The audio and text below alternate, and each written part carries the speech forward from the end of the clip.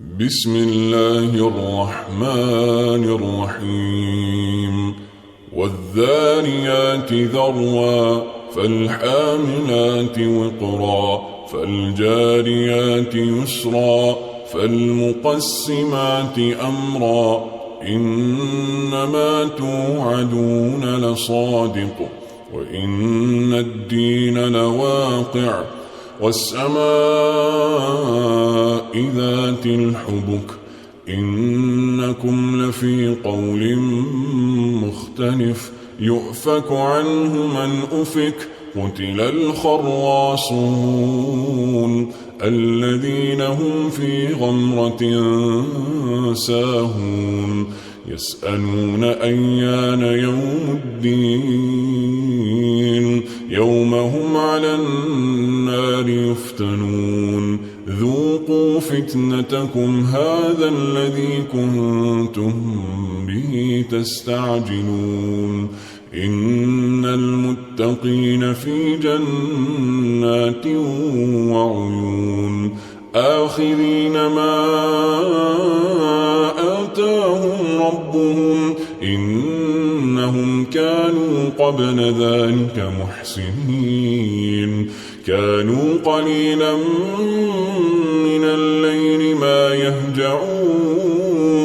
وبالأسحار هم يستغفرون وفي أموالهم حق للسائل والمحروم وفي الأرض آيات للموقنين وفي أنفسكم أفلا تبصرون وفي السماء رزقكم وما توعدون فورب السماء والأرض إنه لحق مثل ما أنكم تنطقون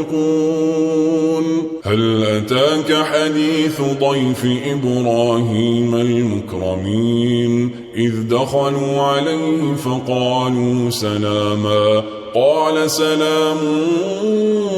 قوم منكرون فراغ إلى أهله فجاء بعجل سمين فقربه إليهم قال ألا تأكلون فأوجس منهم خيفة قالوا لا تخف وبشروه بغلام عليم فأقبلت امرأته في صرة فصكت وجهها وقالت عجوز عقيم قالوا كذلك قال ربك إنه هو الحكيم العليم قال فما خطبكم أيها المرسلون قالوا إنا أرسلنا إلى قوم مجرمين لنرسل عليهم حجارة من طين مسومة عند ربك للمسرفين فأخرجنا من كان فيها من المؤمنين فما وجدنا فيها غير بيت من المسلمين وتركنا فيها آية للذين يخافون العذاب الأليم وفي موسى إذ أرسلناه إلى فرعون بسلطان مبين فتولى بركنه وقال ساحر أو مجنون فأخذناه وجنوده فنبذناهم في اليم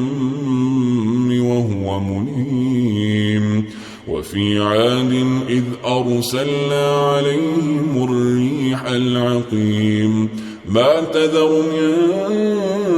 شيء أتت عليه إلا جعلته كالرميم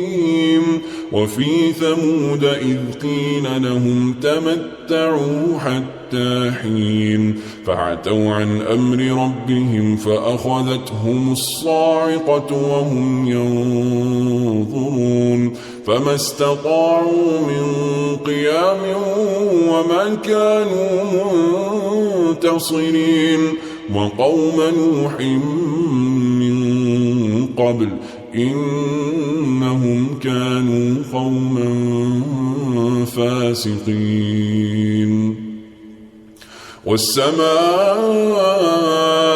بنيناها بأيد وإنا لموسعون والأرض فرشناها فنعم الماهدون ومن